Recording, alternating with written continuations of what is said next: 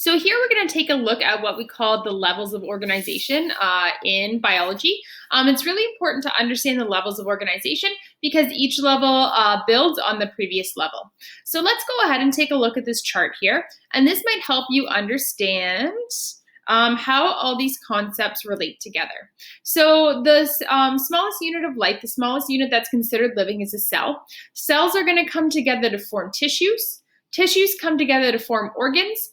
Organs come together for organ systems, and then organ systems come together in the organism. So in this note, we're going to kind of go through examples of each of these. Up until now, we've studied the cell, and we've even studied subcellular, so organelles. So organelles make up cells, but a cell itself is considered living.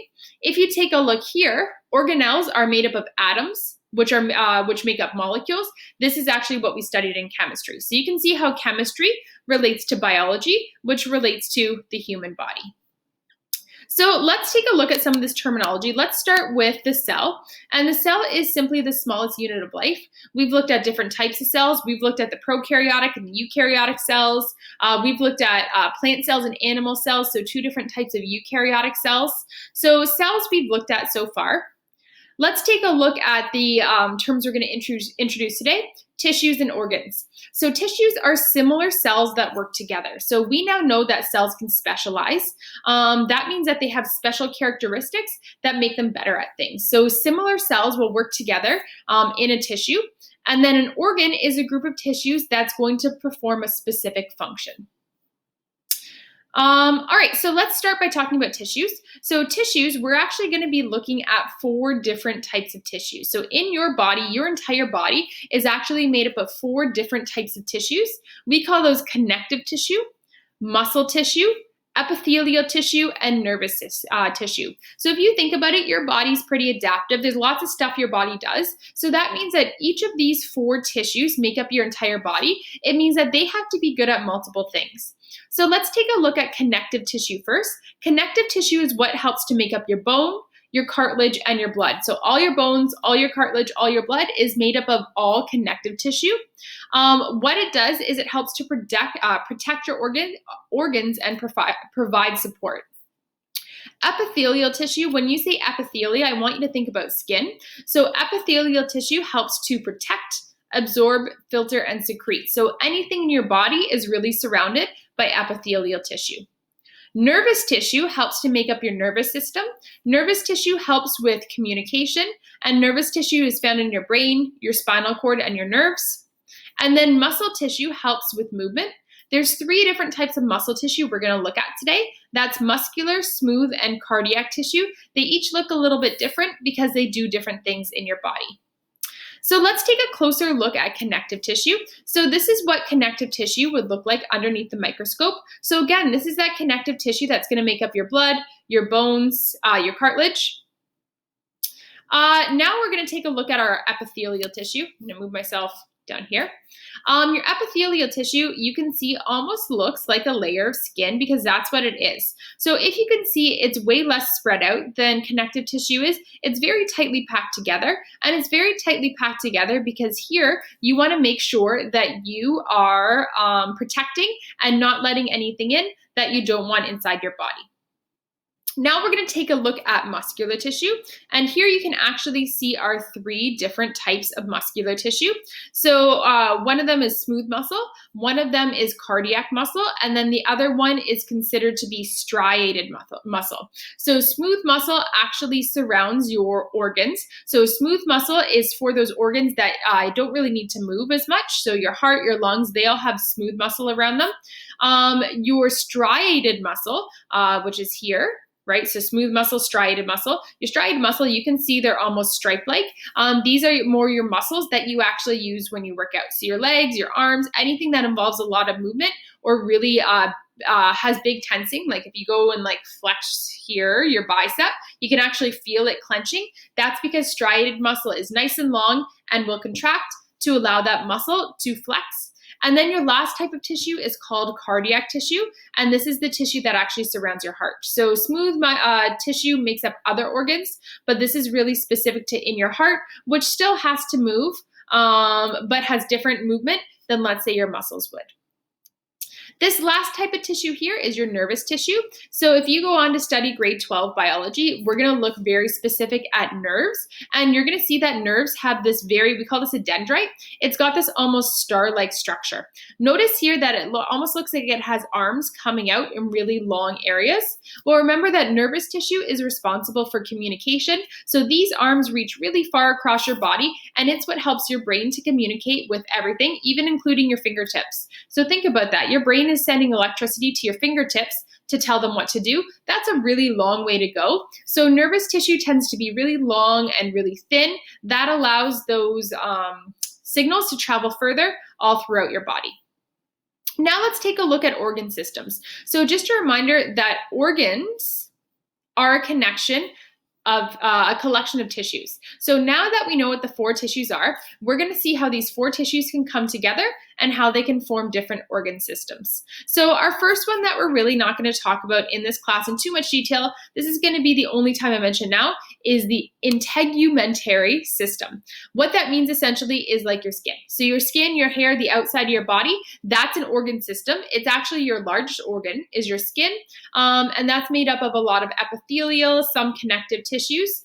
So that's important. If you go on to study biology in university, you might spend more time talking about this system. Another system that we're not going to talk about in this class, just because we don't have time, but you will talk about it if you take the grade 12 phys ed course, is your skeletal system. So your skeletal system is really any bones that are within your body. So again, mostly connective tissue. So if you do go on to study anatomy and physiology, you're probably going to have to know all the names for the bones in the body. Right now, you just have to know that the skeletal system is an organ system, and it's not one we're going to study in this class just because we don't have time. Another organ system that we don't look at is your muscular system. So these are all your muscles all within your body. And again, if you study physiology or if you study kinesiology, you have to know the names of the muscles as well too. Digestive system, this is one that we are going to spend time on. It's a very important system. It's a very interesting system. So your digestive system actually goes from your top to your bottom. So from your esophagus to your rectum, it's one big long tube with some accessory organs. This is actually going to be the first organ system that we're going to talk about. There is so much to know about the digestive system. I took a whole university course just on the digestive system. So we're just going to kind of scratch the surface in this course. After that, the respiratory system, that's another one we are going to talk about as well too. So your respiratory system helps you breathe. So your respiratory system, you've got your lungs, you've got your larynx, you've got your trachea here. And we're going to look at how all of these different organs come together to help you breathe. Circulatory system, we are also going to look at. I'm sure you can imagine how complicated your circulatory system can be. Your circulatory system has to carry blood all over your body, and it has to bring that blood back to your heart, and then it has to go back out to your body again. Pretty complicated, pretty important for life, so we're going to spend a long time talking about it in this course. And your nervous system is fascinating. I actually studied neurology in university.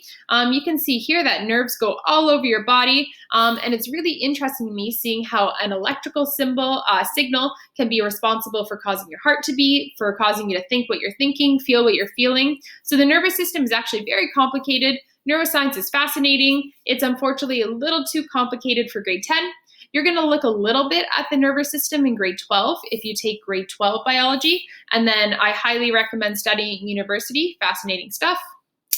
And another system that we're not going to look at, but again, you will look at in grade 12 bio if you take it, is your endocrine system. So your endocrine system is what helps to release all your hormones in your body. There's a lot of different spots in your body that you release hormones. Your sex organs release hormones. Your brain releases hormones. Your thyroid here in your throat releases hormones. There's actually a lot of the digestive system that releases hormones as well too. What these hormones are is they're chemical signals that help to control your body. So there's certain hormones, your chemicals your body can send out, and they cause you to do a bunch of stuff. There's hormones that cause you to fall in love. There's hormones that cause you to fear things. There's hormones that cause you to sleep. There's hormones that cause you to turn your sex cells on and sex cells off, and digestion on and digestion off. So hormones are very, very important and tightly regulated by the endocrine system. And then we have this excretory system. So your excretory system is responsible for getting rid of liquid waste. So it's responsible for urine. It's got your kidneys in here, and your bladder are your big things that are involved. Excretory system, again, we don't cover in grade 10, but you will cover in grade 12 if you take grade 12 bio. And also reproductive system. You might have looked at this in grade 9 health. Hopefully you did. Again, we don't cover the reproductive system in grade 10, but we cover some of the hormones that surround the reproductive system in grade 12. And I bet you didn't know there's this many organ systems in your body, right? Your lymphatic or your immune system, also very important in your body. It travels all over your body. As you can see, you have all different nodes in your body that help with your immune system. And your immune system is what causes you to fight off diseases. So it's what actually is your body's natural defense to fighting off foreign invaders in your body. Sometimes it does some really weird stuff like allergies, allergic reactions. That's your immune system acting kind of strange. We don't really know why they're caused. So the immune system, again, really interesting to study. We look at it a little bit in grade 12. And then if you want to study it later on, there's a lot of jobs, especially right now, in studying the immune system and the immune response. So this is a list of, again, all of the different organ systems. You can see that physiology is amazing. I studied at university. There's a lot of stuff to know. In terms of time, we don't have time to cover it. So all we are going to cover is our digestive system, our respiratory system, and our circulatory system.